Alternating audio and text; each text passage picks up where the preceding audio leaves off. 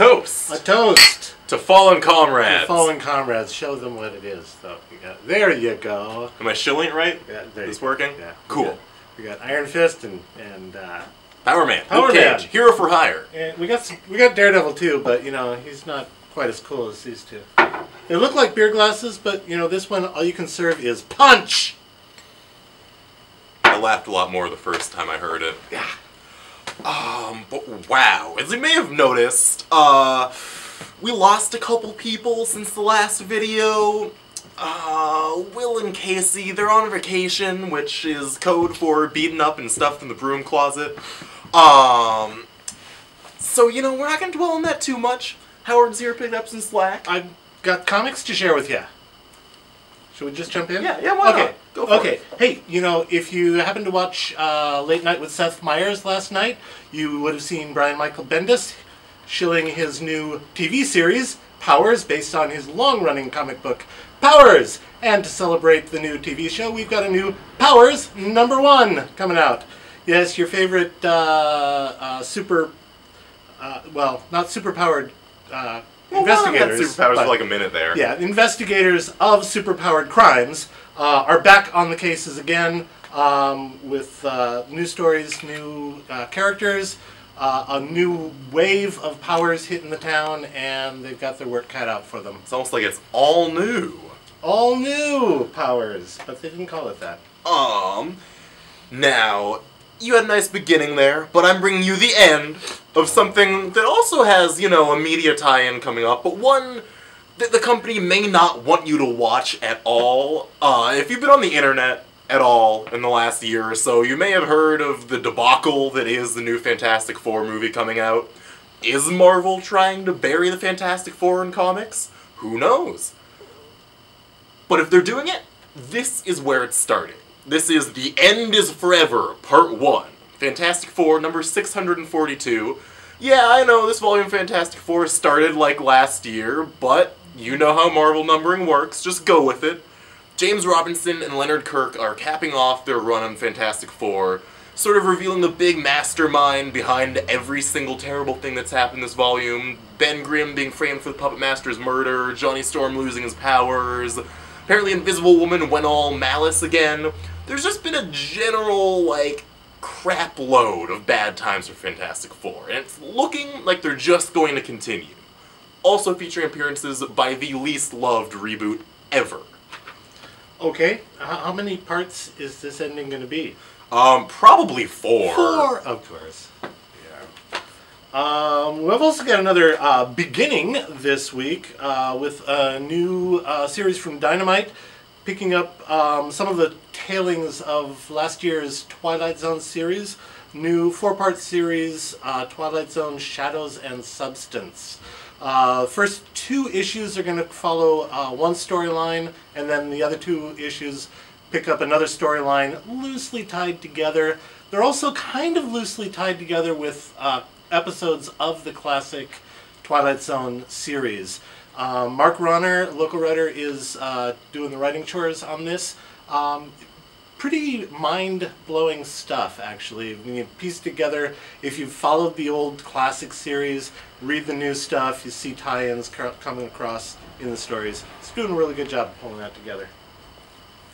And I have got a revival for you here. Formerly from Wildstorm, now being reprinted under the Vertigo label. This is North 40 by Aaron Williams and one Fiona Staples. I've heard of her. Yeah, right? I don't know. I think I saw her name on some comic that came out a few years ago. But no, the superstar artist of Saga. Probably the biggest image book out of, you know, thousands of big image books. This was the first comic that I ever saw her work on. Came out in 2009 from Wildstorm with a man named Aaron Williams. It's about a small town where within the first 2 pages, a couple teenagers go and, you know, recite some verses from the Necronomicon like you do. And it basically led to 4 whole issues of horrible small-town mutations, some based on their pre-existing dysfunctions, you know, like a guy who's a big brick wall of a man gets turned into, like, a literal giant, like, dirt monster, a big rock man. It's really, really, really, really creepy stuff, and of course beautifully rendered, because Fiona Staples, even before she was working on wildly popular creator-owned series, was a master at digital art. Really, really, really great stuff to check out here, and it's only $15. I'm really glad they're bringing it back, too. It flew under a lot of people's radar when it first came out. Back when I was a little kid, I think it was Hasbro, might have been Mattel, came out with a line of toys that were specifically designed to give third-degree burns to kids. It was amazing. They had heat-based elements and molten plastic that you played with and everything. Well, never let it be said that a good toy goes unturned into a comic book, because we have the first issue of Creeple People. Yes, this is the comic book based on the toy that nobody remembers. I don't remember it. But in the Creeple People comic, it's a group of science students at a college whose their department is being wiped out due to budget crunches, and they sneak into the lab to finish their theses, and in the process, evidently trip over the secret of the Creeple People. It goes through the first issue until I don't think I'm giving anything away that the Creeple People will be showing up, but they don't show up until the very end. But lays the groundwork for a good 4-issue series. If you are like me and remember burning yourself on these toys, you might like to pick up the comic. Alright, and jumping over to DC here, we have got the latest issue of Batman Eternal. Yes, this is number 42. It seems like just yesterday this series started. Like 42 weeks ago. Oh, yeah, exactly 42 weeks. Weird how that works. But this has the debut, the first adventure of Batman's newest crime-fighting partner, Bluebird, Harper Row, who first showed up in, I think, the 12th issue of the current volume of Batman, drawn by Becky Cloonan. I loved her since the start. She had a few adventures, you know, just in sort of generic, like, stealth suit thing, like helping out Batman, giving him unwanted aid.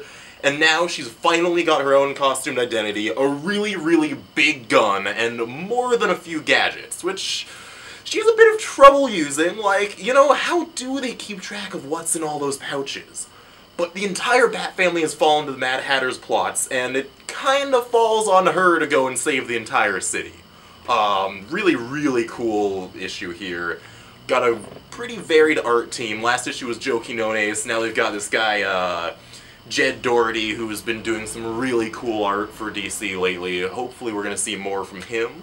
And yeah, the latest chapter of Batman Eternal. It's not like you weren't buying it already.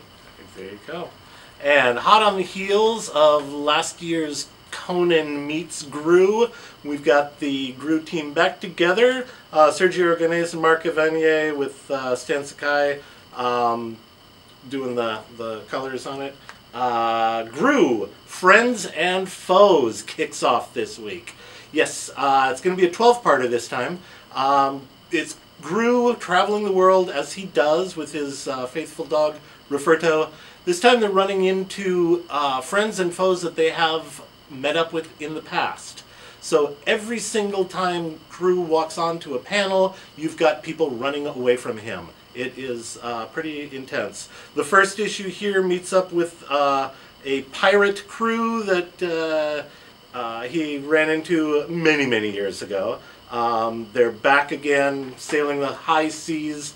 The pirate captain has a kind of producers-like plan to use Gru to the best of what Gru does. And of course, even when you plan on Gru following things up, he's gonna follow it up. So it's Gru kicking off again, Friends and Foes. And I've got for you, on the Valiant side of things, the Valiant Whoa! The Valiant. Written by Jeff Lemire and Matt Kindt, drawn by Paulo Rivera, with inks by Joe Rivera. This is a really pretty series. Like, really, really, really, really pretty. I hadn't read any Valiant series before I started this. And I was like, oh, Paulo Rivera's drawing it. Yeah, I'll read it. And you know, I wasn't lost at all, weirdly enough. Like, I kinda had a bit of an idea of who these people were. I was like, oh, hey, white dude with red on him who shoots things. Oh, guy with a sword. Oh, other guy with a sword. But, you know, first issue really set everything up pretty well, gave you a great background on the eternal nemesis, or eternal enemy, something like that. Creepy dude whose face splits open, he does a lot of murdering. A lot of it. This basically just continues on that. Has some really cool spot illustrations that Jeff Lemire and Matt Kent actually did together. One of them doing pencils and inks, and one of them doing watercolors for a flashback storybook type sequence. And this is the second of 4 issues. They've all got this really nice sort of matte treatment on the cover.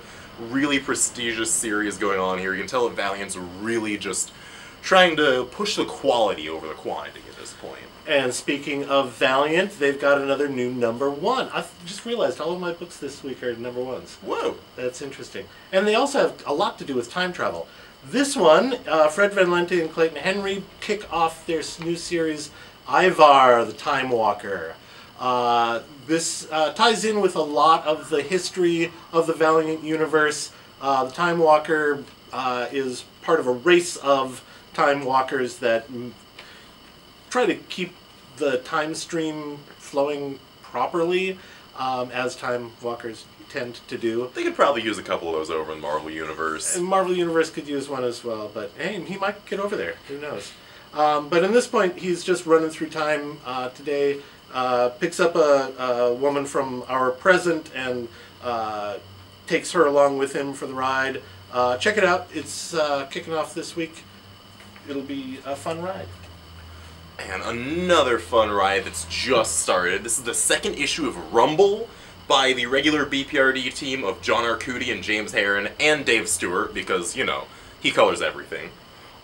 This is a huge conglomeration of monsters and mutants and freaky 6-armed old men and exploding cats. And also a couple sad sacks who don't really know what's going on. Which probably is what you felt like when you were reading the first issue. But no, this will finally make some sense out of that. The first one was kind of like, oh, there's speed lines, there's monsters getting cut in half. Whoa. I loved it, personally. But the few people thought it was, you know, light on substance. Well, I will tell you, you will not be disappointed by this one. It is pretty, it is gross, it is gruesome, and it's really, really, really cool. Cool.